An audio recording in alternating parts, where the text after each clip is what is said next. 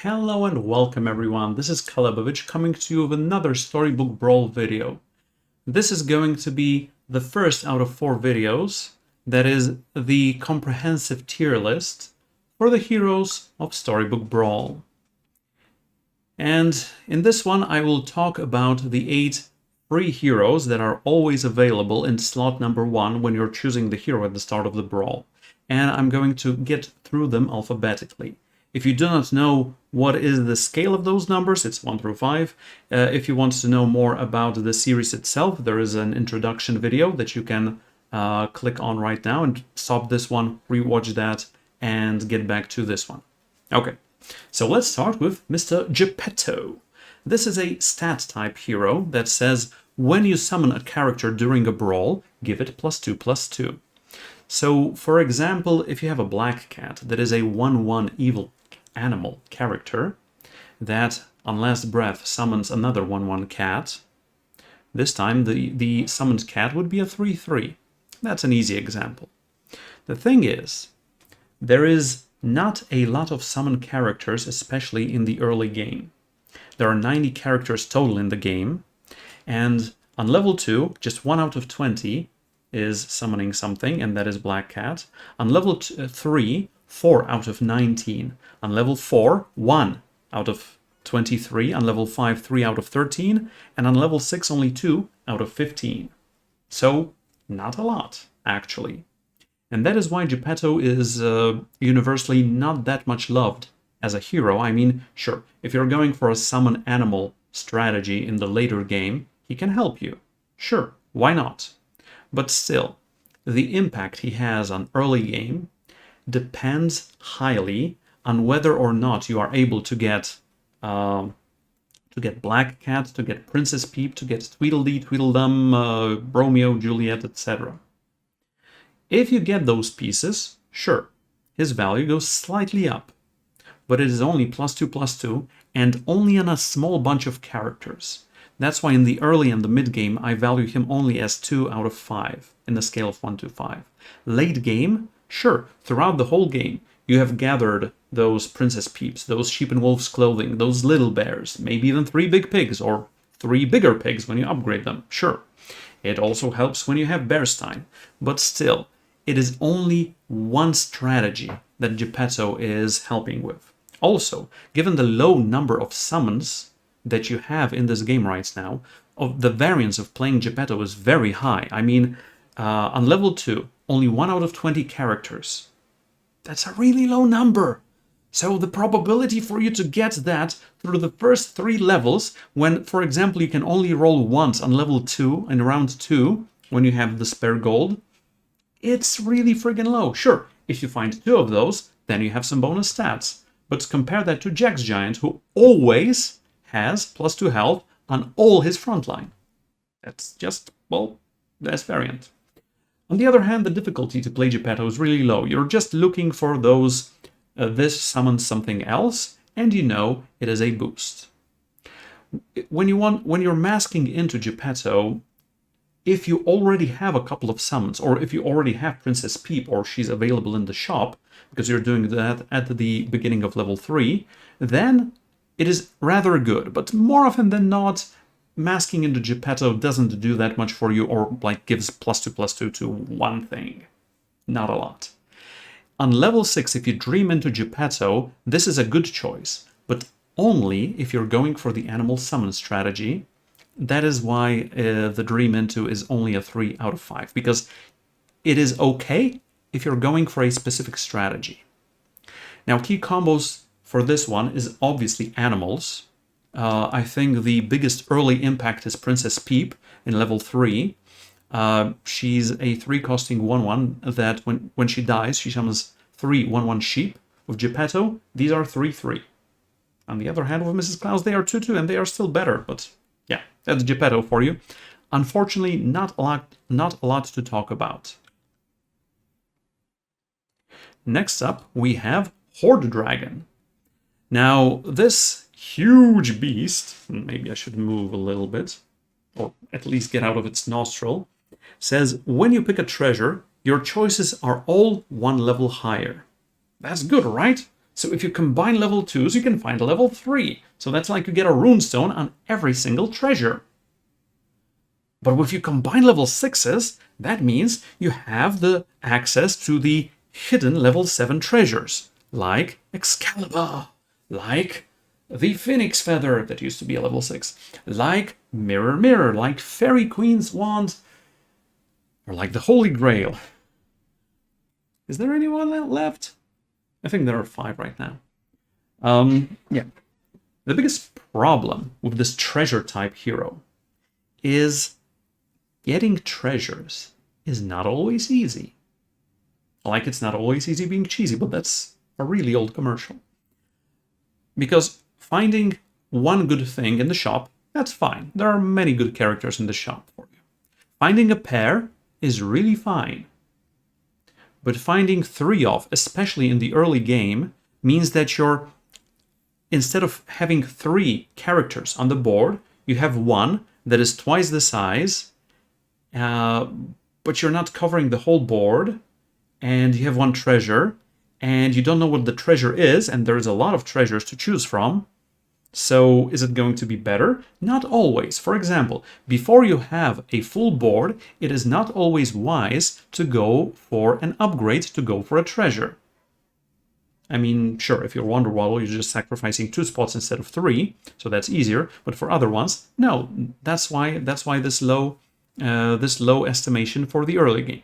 For mid game, it is slightly better. You have had more chances to get those treasures, and in the late game, this has 5 out of 5 because you will have spent more time looking for stuff, questing for stuff, because questing is always good for treasure type heroes. And this one has a repeatable, easy access to those amazingly insane level 7 treasures. But also, given that, as I said, there's a huge variance of finding a third copy of a character in the shop, the variance of this and other treasure-based heroes is really high, and I would put it at 5. And the biggest, the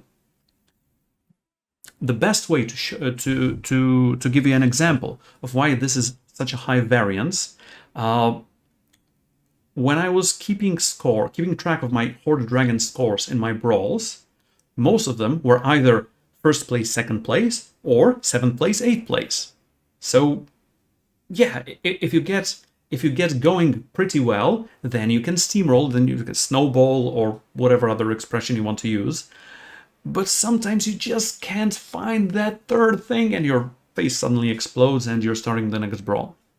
The difficulty to play this one is a 3, because you need to know when you have a good enough board position, when to roll for those treasures, and which treasures to choose.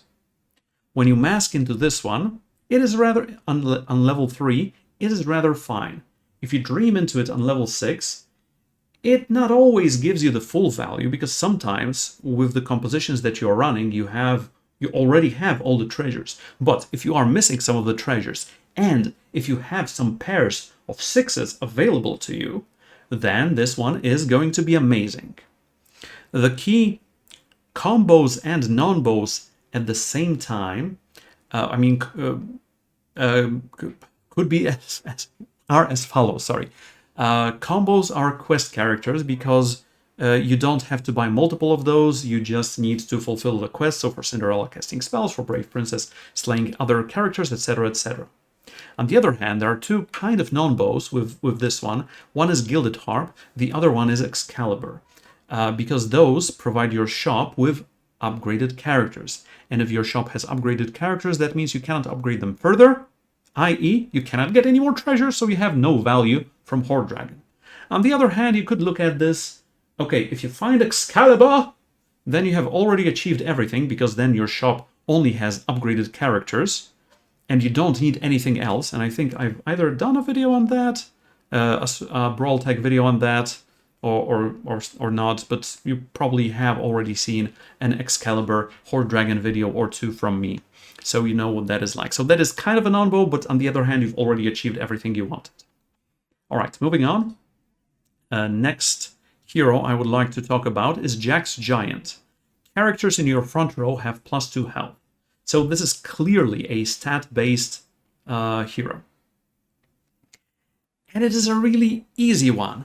Whatever you're playing, your front row is bigger. It is sturdier, and you don't have to pay anything. So you have 8 health worth of stats for free without doing anything, without having to, I don't know, bribe any city officials or subscribe to my channel or anything like that. So early game for Jack's Giant is really strong, and the mid game as well, because it is easier for you to stabilize the board. So it's easier for you to look for ways of overachieving, of going for higher combos, of applying constant stats onto your already present characters. In the late game, the +2 health on your front row is usually not that seen, but it can make a difference, and it's not nothing. On the other hand, the variance of this and the difficulty level of playing this one is really easy. It's one of the easiest ones, if not the easiest hero to play, and given the impact on early and mid game, I believe this would be the first hero I would recommend to be played by anyone who plays Storybook Brawl for the first time. Also, if you mask into this one on level 3, sure, you're getting free stats. Why not? On the other hand, if you want to dream into it later in the game, I mean, it's better than dreaming into Skip, who does nothing, because it's not nothing, but it's almost nothing. It's like semi-negligible. Also, given the openness of what this does, there are no pure combos with this. I mean, sure, Darkwood Creeper could be a combo, or other stuff that does something when it takes damage and survives that damage, like Trojan Donkey, like Greedy, like Angry, etc. But it's a small synergy, but a synergy nonetheless. Right, on to the next hero, and the next one is Krampus. Your evil characters have +1/+1, and they get some candy from you. Yes, that's how the evil gets you. Anyway, this is a stats type hero that boosts all your evil characters. Is it easy to get evil characters? Well, for example, in level 2, 5 out of 20 characters are evil. On level 3, 6 out of 19. Then later 7 out of 23, 7 out of 13, and 6 out of 15. In total, slightly more than a third of the characters in the game are evil. Fun fact, there are more good characters in this game than evil ones. I'll get to that in Mrs. Claus. So the +1/+1 on stats is better when you're getting multiple of a creature, like a summon effect. So for example, Black Cat, instead of a 1/1 that resummons a 1/1, is suddenly a 2/2 that resummons a 2/2. So this is, the impact of this one is better on those, like Sheep in Wolf's Clothing, 3 Big Sheep, 3 Big Pigs, sorry, etc., etc. So early game, mid game, sure. The small stat boost is fine, but the later in the game you get, remember, the power level of characters is going really, really, really high. The later in the game you get. So the later in the game you are, the lower the impact of Krampus's abilities are. Also, are you going for an evil comp? That's the biggest question. The variance here is a 2 instead of a 1 because it depends whether you get evil characters in the store or not, but given that it's a third of what you're getting, then the variance isn't that high. I mean, sure, you can only find good or neutrals, but usually you will find an evil or 2. Also, the difficulty of playing this is really low. I mean, this is one of the 8 introductory heroes. Masking into this one early on is fine. Especially if you already have some evil going on for you. Dreaming into it later in the game usually doesn't have any impact. I mean, you're gonna see if you have an evil composition, or if your composition has any evil characters whatsoever. But even if it does, the stat impact is going to be really low. So Krampus, not really great. It does something early in the game, but later it's almost like a hero with no abilities. Merlin, on the other hand. Now, this is probably, well, assuredly, the best of the 3 heroes. Many people are putting it in the highest tiers in their tier lists, either the highest one or the second highest one. When you cast a spell, give a random character +2/+1 permanently. That's fine. That's a fine ability, but it is a bit random.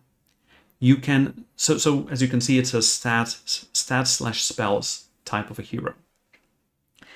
You can influence the variance in your favor by doing some things, but it's going to require some free mental capacity from you, so to say. Because these buffs can go on characters you have on board or characters you have in your hand. For example, it is round 1, you have Eeny, Meeny, Miny, Mo in your store, which says it's a spell costing 2 that says grab a random character from the store, give it +1/+1. So how it works is you cast the spell, you grab the character, it is in your hand, it gets +1/+1 from the spell, and it gets +2/+1 from Merlin's buff. So that's good. You have to remember the order when you're buying characters and when you're casting spells. For example, round 1, you have purchased Sherwood Sure Shot, a 2/1 ranged good character, good princess character. On round 2, you can cast a spell, let's say, maybe not free roll. You can cast something that doesn't really matter, let's say magic research.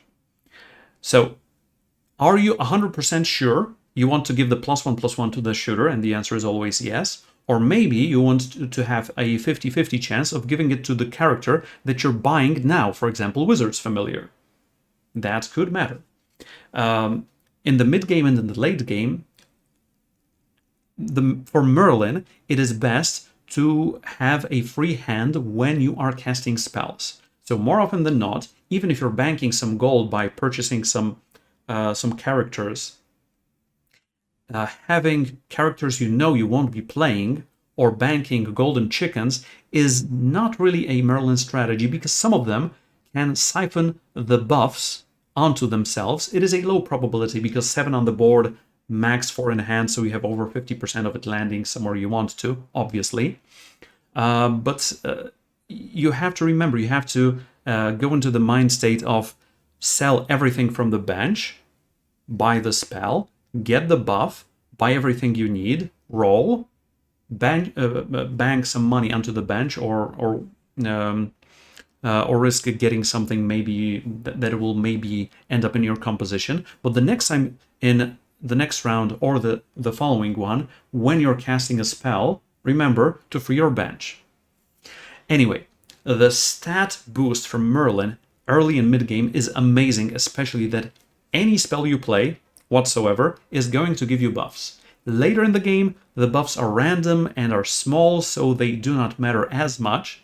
But usually when you see Merlin around levels 3 or 4, you can be sure that it has a huge board. And Merlin is also one of those heroes that relies on fewer characters early on, fewer characters that are bigger than a wider range of characters that are smaller.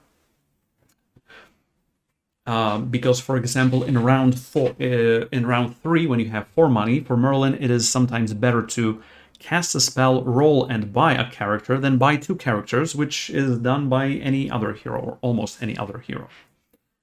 The variance on Merlin is medium. It's not very low because, well, there is variance of where the spell buff lands. You can influence that, as I've said, but it is not entirely up to you.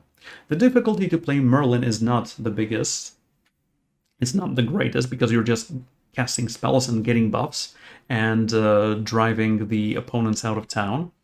If you mask into Merlin, into him, it is early on, it is good, but you have already missed on 4 opportunities of casting spells. So you have cost yourself usually on average 2 or 3 spells worth of stats. So that's why it's a 4 out of 5.